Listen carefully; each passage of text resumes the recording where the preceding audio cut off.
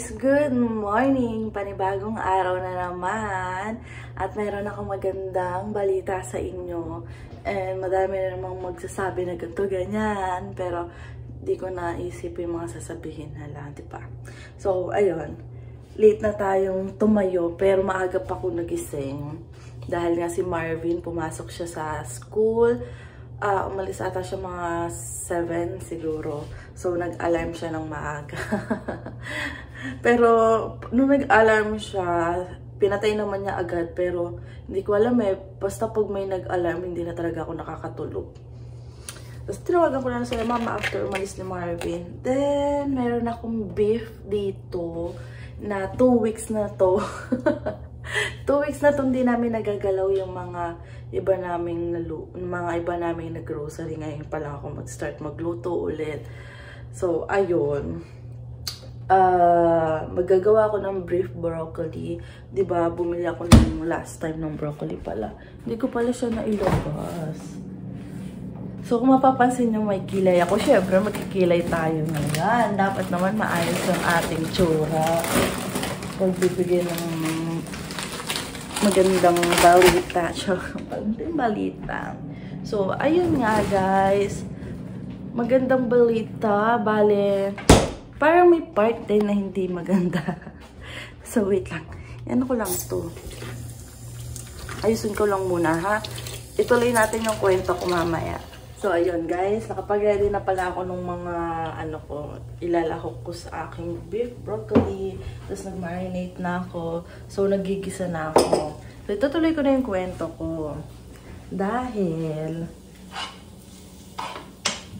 bumalik na yung dating nag-work doon sa building na nililinisan ko.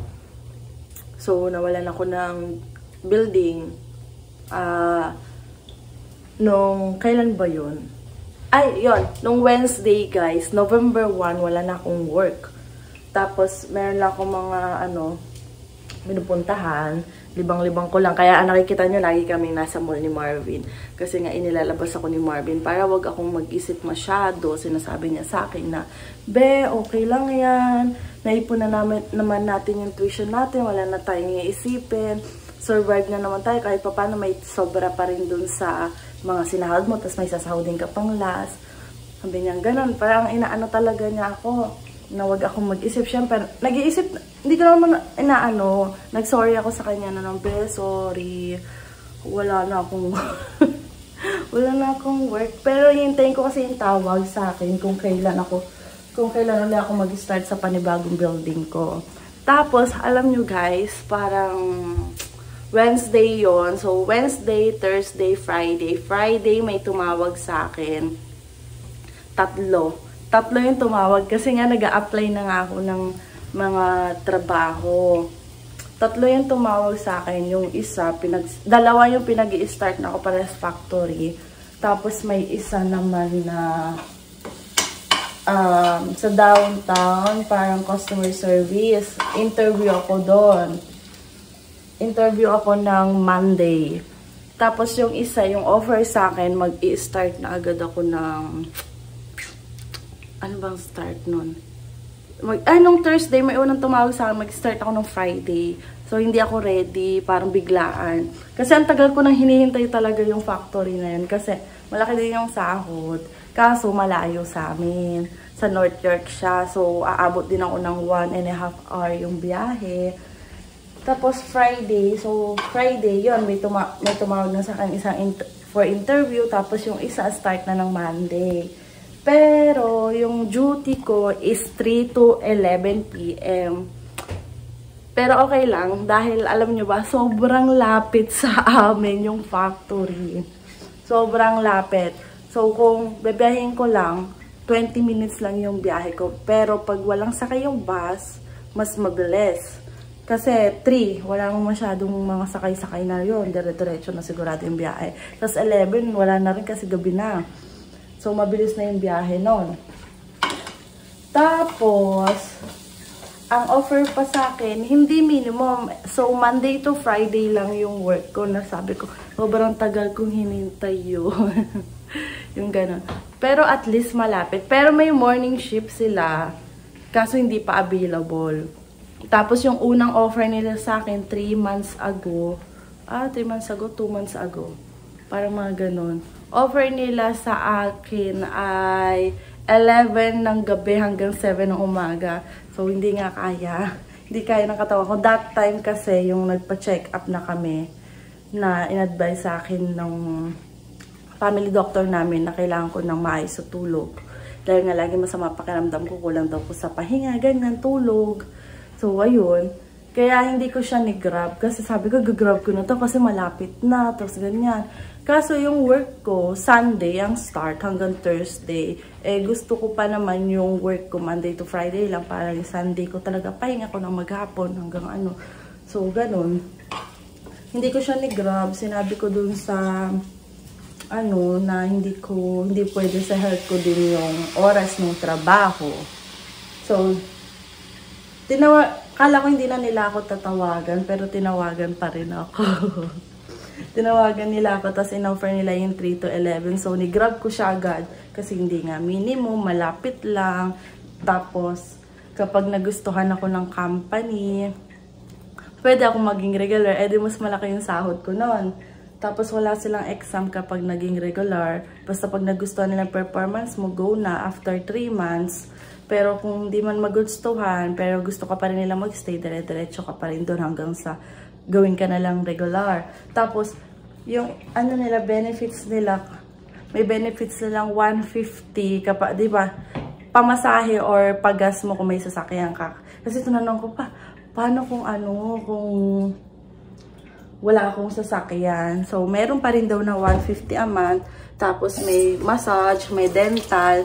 Tapos, every 2 years ata yung sapatos. Magbibigay ka ng sapatos daw. Yung safety shoes ata yun. Ganun. So, sinabi ko nga Marvin. Tapos, sabi ni Marvin, go na be. Sabi niya, kung gusto mo, okay lang. Sabi ko, be, gusto ko. Sabi ko, kasi gusto ko, dati ko pa gustong makapagtrabaho talaga sa factory. Hindi ko alam, parang, na-excite lang din ako magtrabaho sa factory. Gusto ko ma-experience. Ang dami kong gustong ma-experience, guys. Sabi ko, so, be, sasabihin na naman nila, gato-gato ba, gano'n naman ba. Tapos, inisip ko, yun. So, may mga nagbasa-basa ko, na yung mga nabasa ko, ba't mo isipin yung iniisip ng iba sa'yo? Sa mo yan, buhay mo yan. Hindi naman sila ang diba?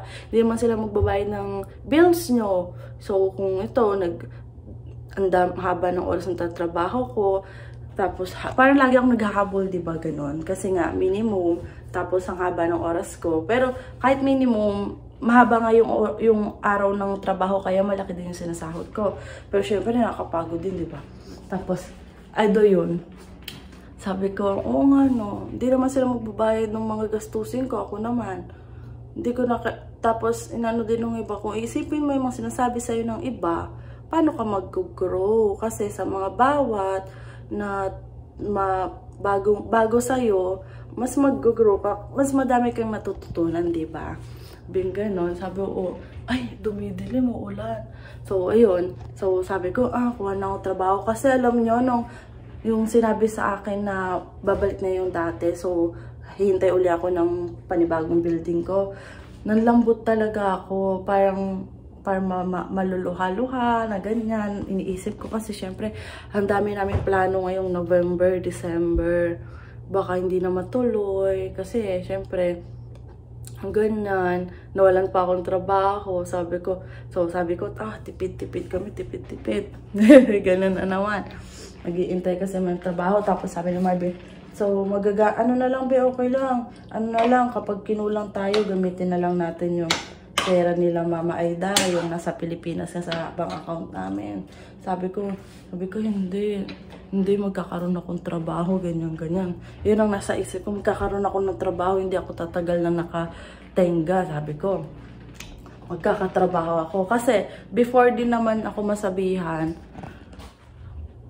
1 month or 2 months ago, nag-a-apply na ako, ang dami ko nang in-applyan, guys. Kasi gusto ko nga ng mas mataas na sahod, na konti lang yung araw ng trabaho ko, diba? So, ayun. Sobrang tuwan-tuwa talaga ako. Buti na lang si Marvin, lang din sa akin. Yung parang, okay lang yan, be, okay lang. makakanap ka na. Tapos sabi niya nung naano ko na, 'di ba? Kaya ka pala nawalan ng building doon dahil may mas maganda opportunity. Kasi pag may nag-o-offer sa akin, hindi ko matanggap dahil nga may full-time ako, nahiya ako mag-resign kasi nga dahil doon sa job ko, nagkaroon ako ng OHIP, nabigyan ako certificate. Pero sabi nung iba sa akin na, huwag mo isipin yun, hindi uso dito yung sa ano ng mga utang na loob na ganito ganyan. Siyempre, nagtatrabaho ka rin naman, ganito, ganyan. Sabi ng ganon. So, kung alam mo mas makakabuti sa'yo, doon ka, sabi sa akin, di ba? Kaya sabi ko, oh, gagrab ko na to, gagrab ko na. Pero nagkasakto naman, guys, nang nawalan ako ng trabaho. So, kasi masyado kong inaano talaga pagdating sa ganon. Siyempre, oh, si ate ang nakapagbigay sa akin ng full time. So, hindi ako aalis, nahiya ako, ganyan. Nagkasakto talaga ng araw na walan ako ng building. 2 days lang may tumawag na sa akin. Pinag-i-start na nila ako. Sabi ko, oh my God. So parang hindi ako nahihiyang mag-resign kasi iniisip ko, maghahanap sila ng kapalit ko. Yung baka mahirapan silang maghanap, ganyan. Sabi ko, yun ba nga sa isip ko? Nakakahiya naman na bigla akong mag-resign kasi may panibagong work na ako. Eh, wala pang papalit sa akin, ganyan. So, ayun lang. Parang sabi ko, oh, grabe, no? So, laking blessing din kumbaga ba. Siyempre, matutuloy na din yung mga plano namin. Makakapagbayad na kami ng utang. Mas mabilis namin mababayaran yung utang namin. Tapos, mas mabilis din kami makakapag-ipon para sa tuition ko, diba? Pero sabi ko, okay lang naman sa akin talaga. Basta, kung ano yung dumating. Pero, diba, hindi naman masamang maghintay. Matagal ko rin siyang hinintay, guys, diba? Yung makakuha ko ng mas mataas na sahod, tapos Monday to Friday lang. Ang ano nga lang, hindi siya pang morning. Pero okay lang din naman. Kasi babalance namin ni Marvin uli yung, ano namin, yung oras namin sa isa't isa. Yan, matcha-challenge na naman kami, guys. Sa oras lang naman ang aming pagkikita. Siyempre, tapos, ayun. Pero sabi ni Marvin, oh, sige, be, taste na lang muna. Tapos, pinag-uusapan na din namin yung ganto ganyan na, be, ganto sa next time mo, ha, ang kunin mo yung panghapon ng mga pasok sa school para at least morning, nagkakasabay tayo ng, ng breakfast or, lunch. Sabi, oh, be, next time, ko na kasi, naman yun, last time na naman yun. Hindi na naman siguro mahirap yung mga aral-aral daw, sabi niya, gano'n. Para sabay tayo, sabi ko. Tapos yung day off mo ha, Sabado or Linggo, kung ano doon yung day off mo, sabi ko gano'n sa kanya. Oo be, taste na lang muna tayo, ganito ang setup. Sabi niya, malapit lang naman hindi naman kalayuan. So kung may sasakyan kami guys, 10 minutes lang mula dito sa bahay. Tapos alam nyo, di ba nagbabalak kaming lumipat sa North York kasi mas madaming trabaho doon. Doon yung mga factory. So sabi ko, Marvin, hindi na tayo lilipat. Kasi nanghihinayang talaga ako. Kasi maganda tong bahay na tinitira namin. Tapos walang mga ngiilam. Ganun. Kasi yung mga tinitingnan namin, ang daming kasama. Tapos iba yung itsura ng bahay. Parang, basta tingnan nyo yung bahay na inupahan namin. Parang, kasi bagong renovate siya nung dumating kami dito. Kaya talagang maganda talaga ang tingnan. Tapos yung mga nakikita namin, ang liliit lang ng mga room. Okay na naman yung room namin. Tapos dito, kami na. Tapos hindi naman kami nagkakakita-kita. Kasi nga, mga busy lagi. Diba? Kaya, ayun. Kaya, kaya nung sabi ko nung punta kami simbahan kasi gusto kong mag-thank you. Maliit man or malaki yan, maging grateful ka, diba? Yung tipong, nakaka-survive ka, yung kahit pagod na pagod ka, at least alam mo sa sarili mo may napupuntahan yung pagod mo, yung perang kinikita mo dun sa pinaghirapan mo. Nakakapagbayad ka ng bills, nakakaipon ka kahit konti. Ayun, nakaipon kami sa tuition ni Marvin. Tapos, nakakabili ka ng mga needs mo, yung mga importante talaga, diba? Masarap lang sa feeling kahit alam mo, sobrang layo mo pa, at least kahit pa paano umuusad kahit matagal, diba? Yun lang naman yun. Maging lang talaga tayo pagdating sa mga bagay na dumadating sa atin. Maging grateful tayo. And always tayo magpapasalamat talaga kay Lord. Kasi syempre, ang daming dumating na pagsubok sa atin. Hindi lang sa akin, sa lahat ng tao. Pero hindi nila namamalayan. Ang dami na nilang nalampasan na pagsubok, diba? Hindi nila na uy, grabe, nalampasan ko na pala yung talagang sobrang iniyakan ko na mabaliw-baliw na ako. Yung ganun. Diba? Ang sarap sa feeling na pag-iisipin mo yung mga dumating na pagsubok sa'yo, lahat nalampasan mo. Pero syempre, hindi mo yung malalampasan ng dahil din kay God, diba? Kasi sa lahat ng pagsubok mo, nandyan siya. Tapos hindi ka bibigyan ni God ng pagsubok na alam niyang hindi mo kakayanin. Kaya ka binibigyan ng mga pagsubok. Kasi alam nilang kakayanin. Alam ni God na kakayanin mo. Tapos, sobrang swerte lang din kapag meron kang mga suporta sa asawa, tulad si Marvin, suporta sa pamilya namin, both side, sa mga kaibigan, lahat ng mga nakapalibot sa amin. Sobrang blessed lang talaga namin sa lahat ng nag-help sa amin. Pero sabi ni Marvin, nag-aano na siya, sabi niya, be, sana maging okay na tayo, talagang babawi ako kay tita, tito, ganyan, kuya, ate, pag dumating na talaga yung permanent resident, balang araw. Kasi syempre, no, yung iba kasi sinasabi, bakit kayo nagmamadali, mahaba pa yung 3 years yung pag-i-stay PGWP. Yun din sabi sa iba, 3 years. Pero syempre, di ba, hindi mo maiwasan yung iba, 1 year lang nakakakuha na ng PR. Kaya, ayun, pero inisip na lang din namin na wag namin i-pressure yung sarili namin. Kung hindi ba maging maayos, dapat may mga plan A, plan B kayo. Para at least, di ba? Yun. Yung sobrang happy ko lang. Di ba? So, sabi ko kay Marvin, be, dito na, mag-i-stay na talaga ako.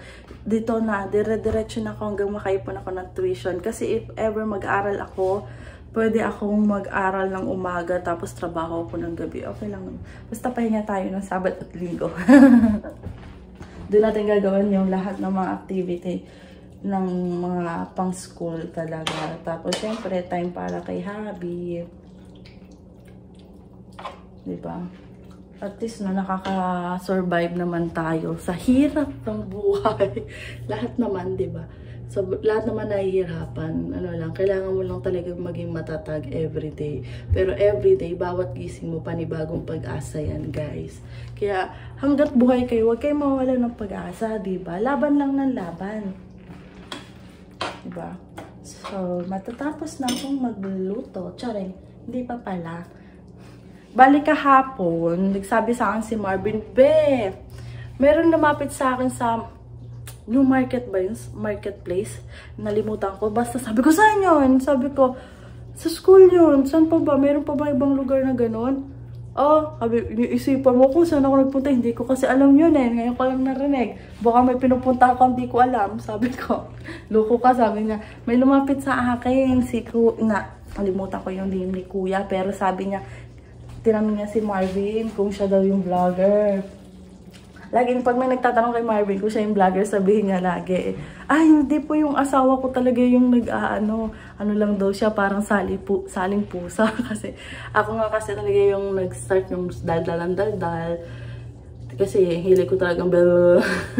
Tapos ayun, sabi ni Kuya, ang sabi nga ni Kuya, sabi niya, yung family daw niya nanonood. Hindi ko tanda kung kapatid, nanay, tatay niya. Kasi nandito yung family niya sa North York. Nanonood daw sa vlog namin. Tapos nagpa-picture si Marvin.